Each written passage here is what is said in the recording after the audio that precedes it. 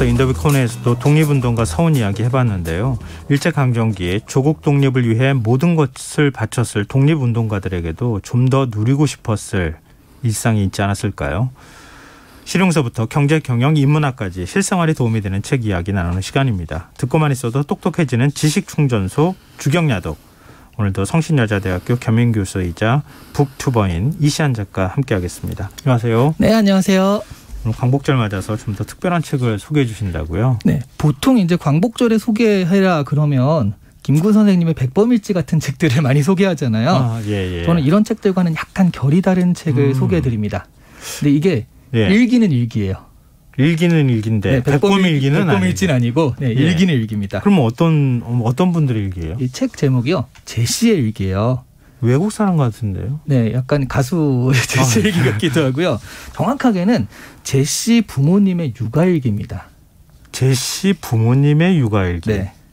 근데 지금 광복절하고 연결하는 거 보니까 네. 제시 부모님은 당연히 한국인일 테고요. 네네.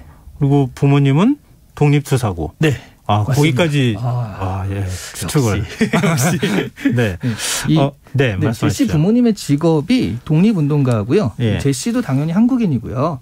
이 제시란 이름 자체가 원래 제자 돌림인데 외국에서 태어났거든요. 예. 그리고 이제 외국에서 망명생활을 하다 보니까 어차피 외국에서 살아갈 친구다 해가지고 이름을 이제 외국에서 통할 수 있게 제시. 그다음 둘째도 있는데 제니 이렇게 지었어요. 네네. 이 제시의 일기는 양우조, 최선화 두 독립운동가 부부가 1938년서부터 1946년까지 기록한 육아일기입니다. 굉장히 오래됐네요. 네. 예전 그 독립운동 시기니까요. 예. 양우조 선생님은 미국 유학을 가서 방직공학을 전공한 지식인이에요. 예. 그러니까 조선인들에게 똑바로 된 옷을 입히고 싶다라고 해서 방직을 전공을 하셨고요. 네. 그런데 1930년대 상하이로 망명해서 독립운동에 참여를 합니다. 그리고 최선화 선생님은 이화여전 영문과 출신의 신여성이었는데요. 결혼을 약속했거든요. 양우조 선생님이랑. 네. 나중에 임시정부까지 찾아가서 결혼식을 올리게 돼요. 그러니까 임시정부 내에 지식인 커플이었어요. 원래 김구 선생님이 주례 같은 걸 잘 안 하시는데 네. 이런 사연, 그러니까 그 여성분이 그 당시에 상하이까지 찾아오신 거거든요. 이런 사연을 보고 두 부부의 주례를 써주기도 했습니다. 이들 부부가 1938년 7월에 맏딸인 제시를 얻고 그 후부터 기록한 육아일기가 바로 이 제시의 일기고요. 예. 나중에 이 기록을 모아서 책으로 낸 것은 제시의 딸인 김현주 님이었어요. 그러니까 정확히 보자면 할아버지 할머니가 엄마를 기른 기록을 정리한 거죠. 근데 독립운동가의 어떤 일생을 그린 그런 책들은 꽤 있는데 육아일기를 남겼다? 네. 이제 의외이기도 한데요. 네. 왜 이런 얘기가 전혀 안 알려졌을까요? 근데 사실 이런 기록이 남겨져서 책으로 나오기도 했습니다. 1999년에 한번 나왔다가 절판이 되었고요. 2019년엔 대한민국 임시정부 수립 100주년에 맞춰서 다시 한번 이 책이 인쇄된 적이 있거든요. 그리고 그전에 KBS에서 2006년 3.1절 특집 다큐멘터리하고 2010년에 KBS 한국의 유산 캠페인에서 방영된 적도 있어요. 그리고 개인적으로 제가 뭐 책 읽어드린다는 그런 그 예능 프로그램이 있었는데 그때 거기서 제가 도서선정위원이었거든요. 거기서 제가 추천을 해가지고 백범일지와 더불어서 제시의 일기를 같이 소개해드린 적도 있습니다. 그렇군요. 근데 이게 아무래도 소개가 되긴 되는데요. 독립운동하면 뭔가 영웅적인 히어로 같은 분이 나와가지고 독립운동을 해야지 보시는 분도 재미가 있고 그런데 아무래도 육아일기다 보니까 좀 임팩트가 약한 것 같아요. 그 거시사보단 미시사에 가까운 거죠. 근데 아무리 육아일기라 하더라도 임시정부 지금 말씀하셨지만 임시정부 상황이나 이런 독립운동가들의 활동 내용이나 이런 게 자연스럽게 기록될 수밖에 없었을 것 같은데요. 그렇죠. 그리고 주 내용 자체가 제시의 부모님들이 상하이 임시정부에 참여했다가 일본군의 눈길을 피해서 도망 다녀야 하는 상황이었고 그런 내용이었어요. 임시정부가 계속 중국의 도움을 받아가며 거처를 옮겨야 하는 상황이었거든요. 그래서 그런 과정, 거기서 나오는 긴장감 이런 것들이 일기에 잘 드러나 있습니다.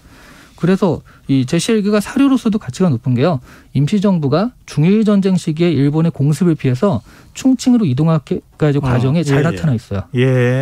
전쟁 중이고 임시정부가 워낙 어렵게 도망을 다니다 보니까 그 당시에 기록이나 사료가 거의 없대요. 그래서 이 기록이 당시의 사정이 굉장히 잘 드러난 그런 기록으로 사료로서 인정을 받고 있기도 합니다. 그러니까 막 살림을 다 싸가지고 네. 열차나 막 배로 계속 이렇게 그 날아가면서 밥을 해 먹으면서 이렇게 계속 도망이라고도 해야 될 것 같고 네. 그렇게 하는 과정에서도 또 독립운동하는 거 네. 눈물 없이는 못 본다. 뭐 이런 얘기를 제가 들은 기억이 있는데요. 이 일기에서 가장 인상 깊은 에피소드 어떤 게 있을까요? 거의 뭐 대부분의 그 에피소드가 좀 인상이 깊었는데 네. 사실 아이를 낳아서 키우는 과정은 지금이나 그때나 비슷할 수밖에 없잖아요. 네, 그렇죠. 그래서 아이를 보면서 희망도 가지고 걱정도 하고 막 그런 모습들은 똑같은데 이게 비극인 게 환경은 그런 아이에 대한 태도나 감정은 그 지금이나 똑같은데 환경은 전쟁이라는 거죠. 네. 이 일기에서 가장 많이 나온 단어가 공습이에요. 그러니까 먼저 딱 일어나면 그날의 날씨를 봅니다. 네. 그 날씨가 맑잖아요. 예. 거의 100% 공습이 있는 거죠. 비행기가 뜨니까. 네. 예. 그래서 일본 전투기가 민간인이든 뭐든 가리지 않고 무차별적으로 폭탄을 떨어뜨리는 거예요. 그러면 공습 경보가 울리면 사람들은 숲이나 들판, 동굴, 묘지 같은 곳으로 피난을 갔다가 돌아오곤 하는 거죠. 예. 기차를 타고 가다가도 이제 비행기가 나타나면 기차가 쓰고요. 다 그냥 기차에 있다가 폭탄을 맞으면 다 죽잖아요. 그렇죠. 그러니까 기차가 쓰면은 그 숲으로 막 도망을 가요. 그렇다고 이게 나무 밑이라고 안심할 수도 없는 게 네. 가끔은 저공 비행을 하면서 기관총을 난사해가지고 민간인들을 죽이는 경우도 있다고 해요. 근데 이게 뭐 재밌는 상황이라고 할 수는 없지만 공습이 있으면 당연히 생사를 오가는 극한의 상황이잖아요. 거기서 제시는 천진난만하게 노는 겁니다. 폭탄 하나가 잘못 떨어지면 그대로 즉사하는 순간에서도 옆에서 천진하게 웃으면서 누워있고 뭐 이런 모습들이 보이면서 이게 굉장히 비극적인 이미지더라고요. 그래서 이 일기에서 이런 모습들이 굉장히 많이 나옵니다. 그렇군요. 아이는 전혀 모르니까. 그러니까요. 그렇죠. 네. 근데 그 아이를 데리고 그걸 피해 다니는 그 독립운동가 부부의 마음은 얼마나 정말 참담했을까, 힘들었을까. 그러니까요. 그런 생각이 드는데요. 이 책은 확실히 거시사하고는 또 다른 차원의 어떤 독립운동사의 기록이다 이렇게 봐야 되겠군요. 네, 저는 이 일기가 그러니까 독립운동가들도 역시 한 사람의 인간이었다라는 것을 잘 보여주는 기록이 아닐까 했어요. 네. 얼핏 독립운동가하면 뭔가 우리와는 다른 사람, 사명감에 불타서 용기 있게 희생을 하는 날 때부터 영웅인 사람, 뭐 이렇게 생각하기 쉬운데요. 이 일기를 통해 엿본 그분들도 역시 똑같은 사람이었다는 거죠.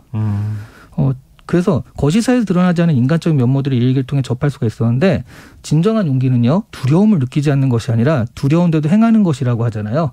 그러니까 독립운동가들은 나면서부터 영웅이 아닌 살면서 영웅이 되신 분들이라는 게 사실은 이 일기를 통해서 좀 저는 많이 느껴졌어요. 영웅은 따로 있는 게 아니다. 그렇죠. 만들어지는 거다. 그리고 오늘날 우리가 누리는 현재가 이런 분들의 헌신과 희생으로 이루어졌다는 것.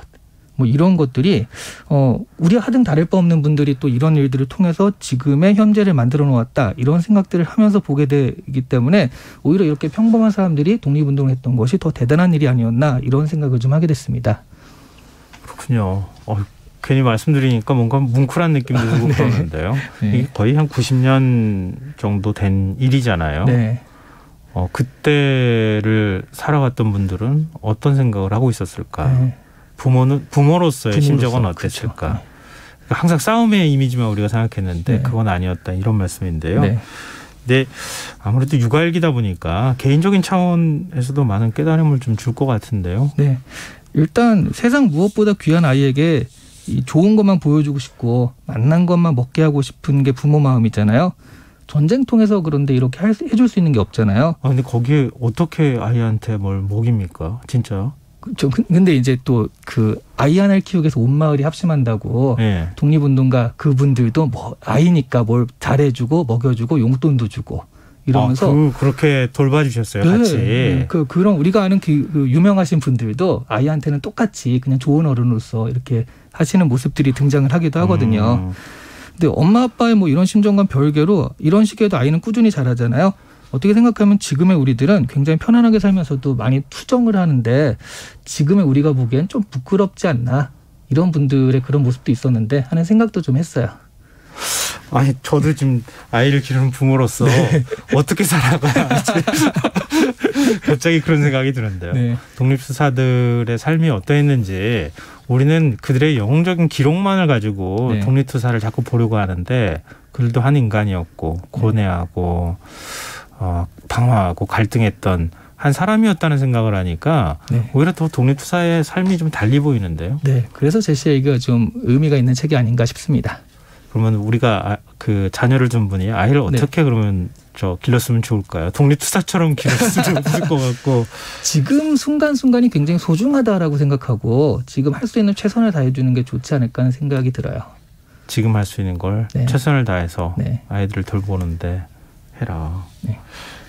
참 아니 근데 이건 번외 얘기일 수도 있을 것 같은데 네. 책을 어떻게 고르셨어요? 이런 책을? 이 책이요? 네. 이 책은 사실 제가 예전부터 좀 알고 있긴 했는데 네. 마침 오늘 사실 광복절이라는 걸 깜빡하고 책을 준비하다가 네.